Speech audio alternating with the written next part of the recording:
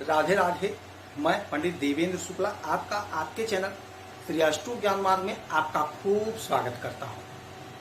कुंभ राशि 29 से 5 जुलाई साप्ताहिक राशिफल, इतिहास लिखने का समय, संपूर्ण जानकारी सरल शब्दों में सरल भाषा में। आपकी कोई समस्या है तो अपना डिटेल भेजिएगा, सटीक और सरल बात बताऊंगा। आपसे कोई चार्ज नहीं लेते, सारा व्यवस्था निःशुल्क है। कुंभ राशि इतिहास लिखने का सप्ताह है, ये जबरदस्त समय है। क्यों होगा? हमारा जो साप्ताहिक राशिफल होता है वह चंद्रमा पर आधारित होता है। गोचरी परिस्थिति पर आधारित हम रेगुलर वीडियो लाते रहते हैं आपके समक्ष, छोटा छोटा उपाय बताते हैं, करते रहेंगे तो आपको लाभ होगा, जीवन की दिशा दशा बदल जाएगी। तो हमारा जो साप्ताहिक राशिफल होता है चंद्रमा पर आधारित होता है। तो चंद्रमा के बगैर ना तो आप तिथि की गणना कर सकते हैं, ना तो आप शुभ मुहूर्त देख सकते हैं। दैनिक राशिफल, साप्ताहिक राशिफल, मासिक राशिफल, त्रैमासिक राशिफल, वार्षिक राशिफल, कुछ भी बगैर चंद्रमा के ज्ञात नहीं किया जा सकता। तो ज्योतिष शास्त्र में चंद्रमा बहुत इंपॉर्टेंट है। चंद्रमा हमारे मन के कारक होते हैं, माता के कारक होते हैं। चंद्रमा का परिवर्तन बहुत जल्दी जल्दी होता है। यही कारण है कि इनका फल हमें शीघ्र प्रदान हो जाता, शीघ्र मिल जाता है। क्योंकि जिस भी हाउस में जाते हैं 2.25 दिन तक रुकते हैं, उसके बाद स्थान बदल देते हैं। तो चंद्रमा का फल हमें शीघ्र मिलता है, जल्दी मिलता है। यही चंद्रमा इस सप्ताह गोचर करेंगे 29 तारीख से लेकर के 1 तारीख तक आपके इस घर में, यानी आपके एकादश भाव में, 11वें घर में। 11वां घर है, लिखा 9 है। 9 का मतलब धनु हुआ, और धनु के मालिक देवगुरु बृहस्पति होते हैं। ये हाउस है देवगुरु बृहस्पति का, और ये घर किस चीज का है? हमारे आय का है। एकादश भाव 11वां भाव है, ये 11वां घर है, हमारे आय का घर है। आय के घर में चंद्रमा बैठे हैं, देवगुरु बृहस्पति का घर है, चंद्रमा बैठे हैं। आय में आपके बढ़ोतरी होगा, आय आपका बढ़ेगा। जो लोग नौकरी कर रहे हैं, नौकरी में प्रमोशन होगा। चंद्रमा जब भी आय के घर में आते हैं या आय के घर को देखते हैं तो आपका प्रमोशन होना तय होता है, प्रमोशन होकर रहेगा। यानी कि 29 तारीख से लेकर के 1 जुलाई तक का समय होगा।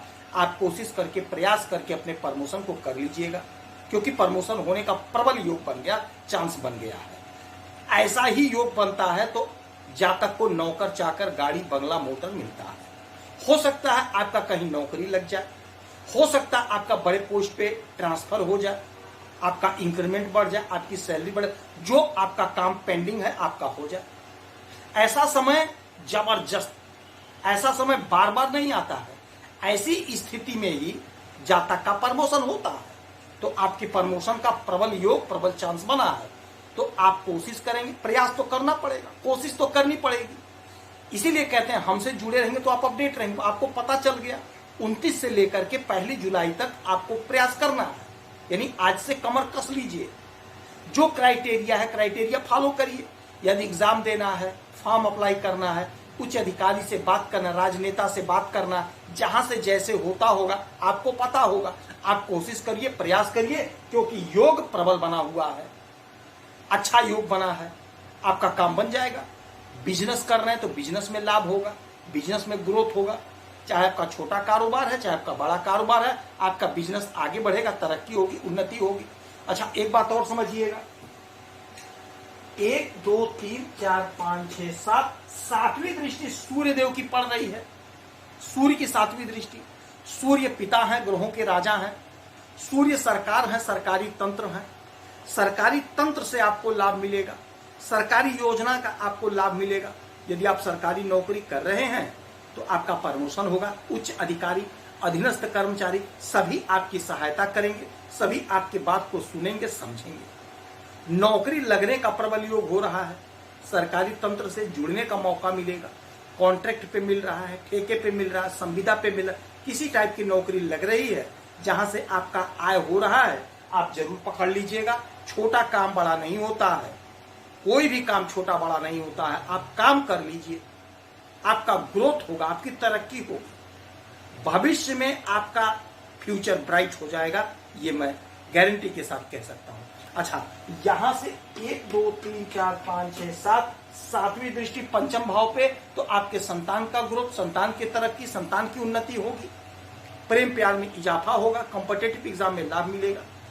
यानी सप्ताह का शुरुआत जबरदस्त, बैटिंग जबरदस्त करिए, छक्का मारिए, जबरदस्त समय है। आपकी सारी उलझन, सारी परेशानी दूर हो जाएगी, क्योंकि आपकी आमदनी खूब होने जा रही है इस सप्ताह, शुरुआती सप्ताह में, शुरुआती समय में। अच्छा, 1 तारीख को ये आ जाएंगे मकर राशि में, आपके 12वें घर विदेश भाव में। 4 तारीख तक यहीं पर रहेंगे 12वें घर में।